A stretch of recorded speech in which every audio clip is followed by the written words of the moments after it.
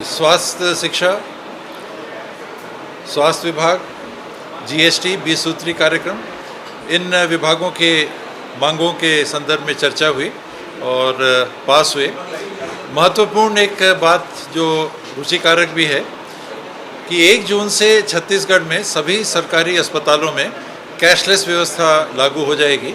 किसी भी मरीज को ओपीडी, आईपीडी, डायग्नोस्टिक्स या अन्य खर्च में एक भी पैसा खर्चा नहीं करना पड़े। वो एक्सरे हो, सीटी स्कैन हो, दूसरी व्यवस्थाएं हो, आयुष्मान कार्ड अलग चलेगा, नगद राशि एक पैसा भी नहीं लगेगा। ओपीडी इत्यादि में जो लगता था पैसा, आईपीडी में जो लगता था पैसा, वो नहीं लगेगा। नहीं लगेगा ही नहीं, किसी को भी नहीं लगेगा। वो इलाज के लिए, बाकी जो खर्चे होंगे, जैसे हम ओपीडी में जाते थे तो एक पर्ची कटाते थे और पर्ची कटा के फिर हमारा इलाज होता था। हम जाते थे, पर्ची कटाते थे, हमारा ब्लड टेस्ट होता था। ये सब एक पैसा भी नहीं लगेगा, पैसा नहीं।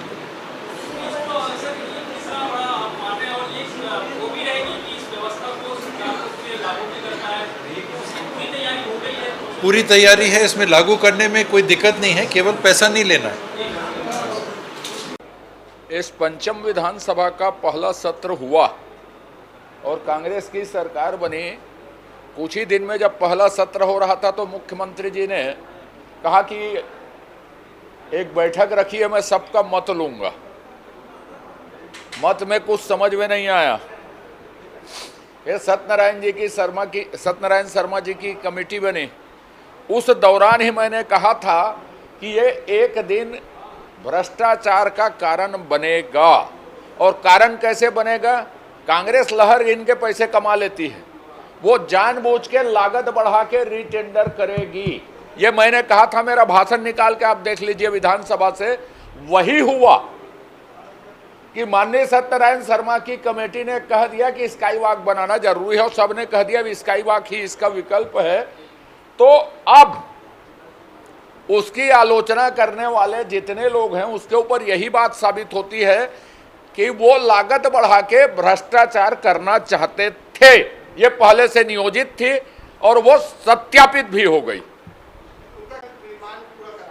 अब तर्क चाहे जो भी दें, ये असेसमेंट आज क्यों आ रहा है? 5 साल बाद 50 करोड़ छुड़वाने में लगेगा।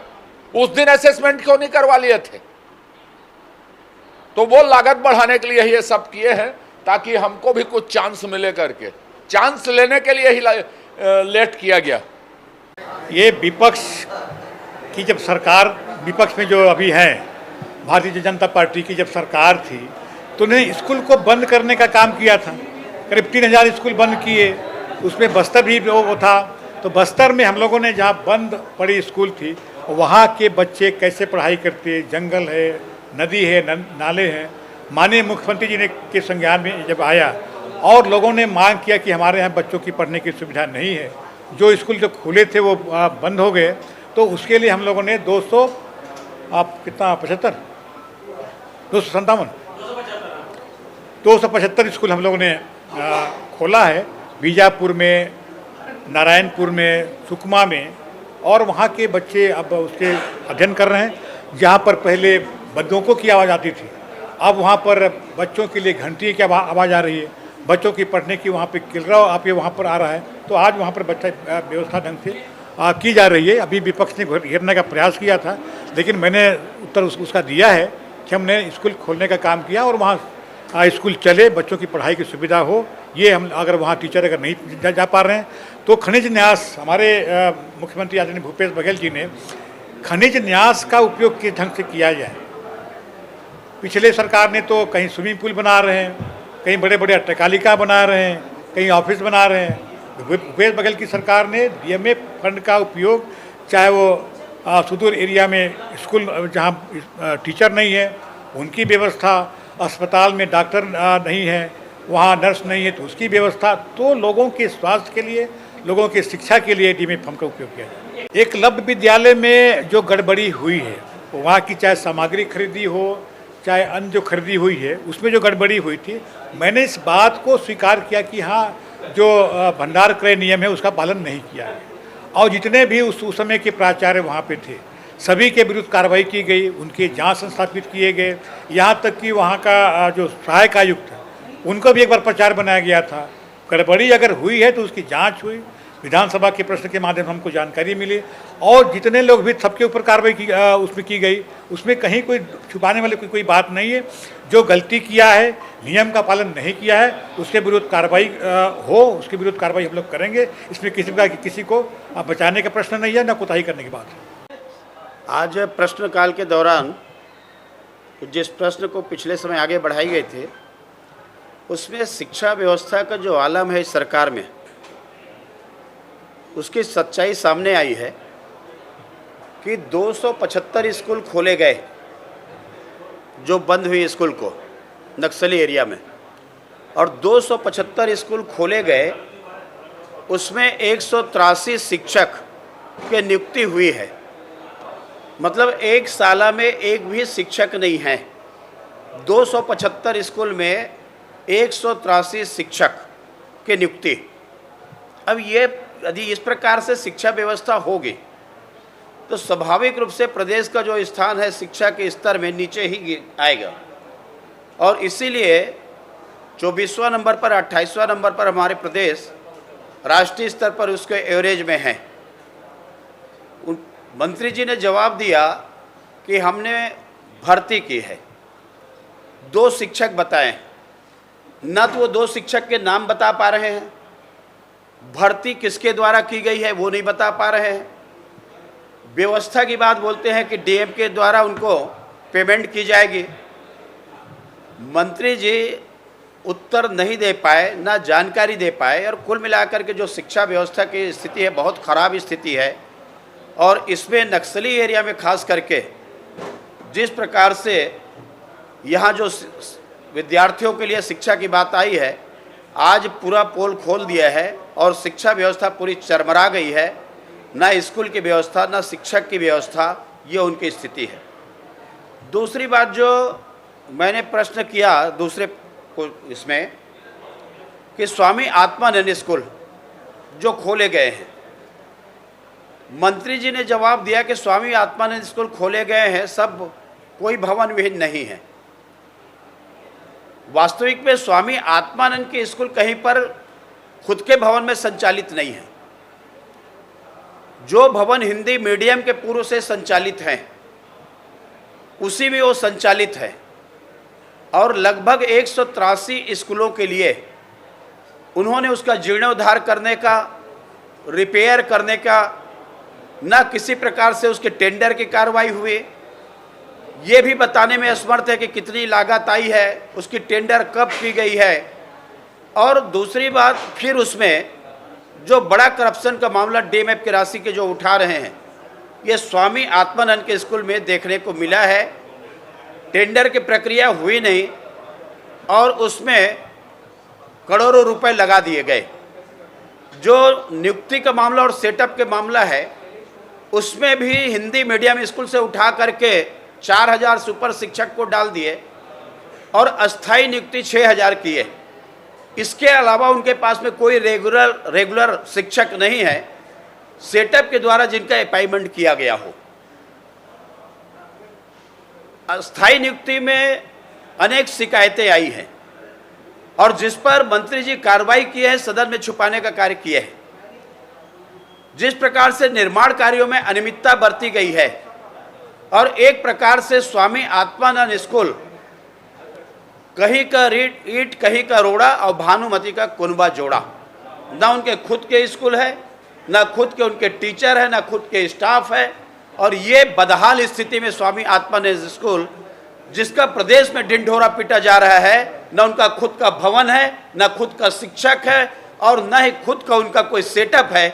ये कलेक्टरों के भरोसे छोड़ दिए गए हैं। जब तक वो कलेक्टर चाहेंगे वो स्कूल जारी है, और जिस दिन कलेक्टर चाहेंगे वो स्कूल बंद हो जाएगी। इस प्रकार से जो युवाओं को धोखा देने का काम इस स्कूल के माध्यम से सरकार के द्वारा किया गया है। एक शून्यकाल में तखतपुर का जो मामला है, 37 किसान गुहार लगा रहे हैं कि हम जिंदा हैं। उनके जो रिकॉर्ड है कृषि विभाग के रिकॉर्ड में उनको मृत घोषित कर दिया गया है। इससे बड़ी विडंबना क्या हो सकती है कि आदमी जिंदा है, खमरिया का मामला है तखतपुर का, और वो घूम रहे हैं कलेक्टर के पास में, जनप्रतिनिधियों के पास में कि साहब हम जिंदा हैं, लेकिन उनको रिकॉर्ड में मृत घोषित कर दिया गया है। हमने इस पर ध्यानाकर्षण दिया है और हम चाह रहे हैं कि किसी न किसी रूप में उसको स्वीकार करें। लेकिन इस प्रकार की यदि अनियमितता होगी तो जिंदा आदमी कहाँ जाएगा और क्या किस बात को रखेंगे। आज एक महत्वपूर्ण गांधी जी के प्रश्न में आप लोगों ने देखा है कि अनियमितता को मंत्री जी स्वीकार किए हैं। वास्तविक में बड़ा अनियमितता है जिसको स्वीकार किए, और उस मामले पे उनको एफआईआर करने की आवश्यकता थी, लेकिन मंत्री जी ने अधिकारी को बचाने का प्रयास किया। और बचाने का प्रयास इसलिए किया गया है कि ऊपर से लेकर के नीचे तक जो मिली भगत है उसके कारण में जो कार्रवाई होनी चाहिए, ये बचाने का प्रयास किया गया है। मैं समझता हूँ कि आने वाले समय में फिर विचार करेंगे।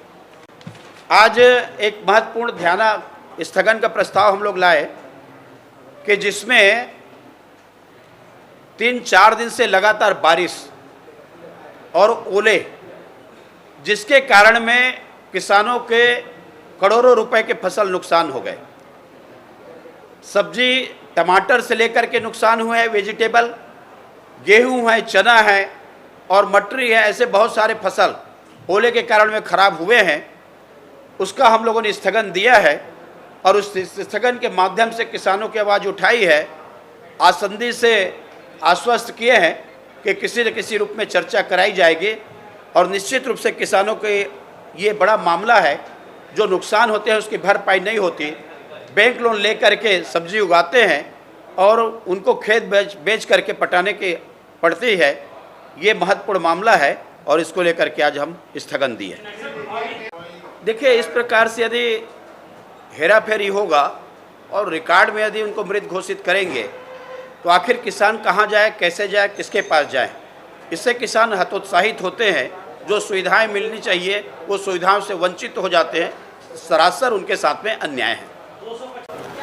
अभी लगातार 3 दिन से जो मौसम खराब है, उसके जो भी फसलों का नुकसान हुआ है, मकान का नुकसान हुआ है या 8 लोगों की जो मृत्यु हुई है, उसका सबका आकलन किया जा रहा है लगातार, और उसके लिए अति शीघ्र ही उनकी जो मुआवजा राशि वो प्रदान कर दी जाएगी।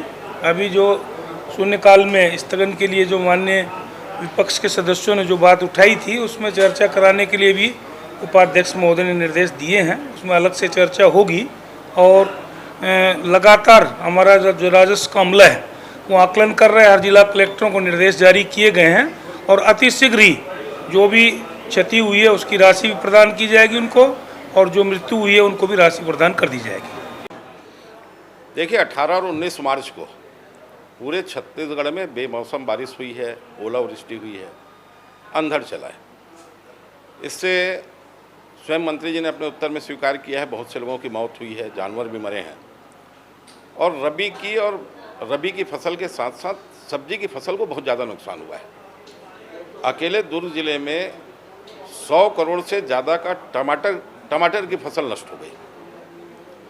गेहूं चना कटाई के योग्य था, बहुत सी रबी की फसल खलिहान में आ गई थी, उसको भी नुकसान हुआ है। और दुर्भाग्यजनक स्थिति यह है कि प्रदेश सरकार ने घटना के 3 दिन बाद भी इसके सर्वे का आदेश नहीं दिए। आज भारतीय जनता पार्टी विधायक दल की ओर से हमने इसमें स्थगन लगाया था। माननीय मंत्री जी ने उसके बाद जवाब दिया है और सर्वे की कार्रवाई भी शुरू करने का आश्वासन दिया है। और आसंदी से ये व्यवस्था आ गई है कि इस विषय पर वो सदन पर चर्चा कराएंगे। तो कल या परसों जब भी इस विषय पर चर्चा होगी, भारतीय जनता पार्टी विधायक दल उसमें भाग लेगा। देखिए, स्काई वॉक के बारे में सबसे बड़ी बात तो है कि ये पूरी तरह से इसका ठीक से काम नहीं हुआ, सर्वेक्षण ठीक से हुआ नहीं। इसकी ज़रूरत क्या थी, आवश्यकता क्या थी, और ये जो गैर कानूनी काम तो हुआ है, इसकी जांच ये कर रहा है। ऐसी स्थिति में हम लोगों ने, जो हमारी समिति थी, इसने रिपोर्ट पेश कर दी है।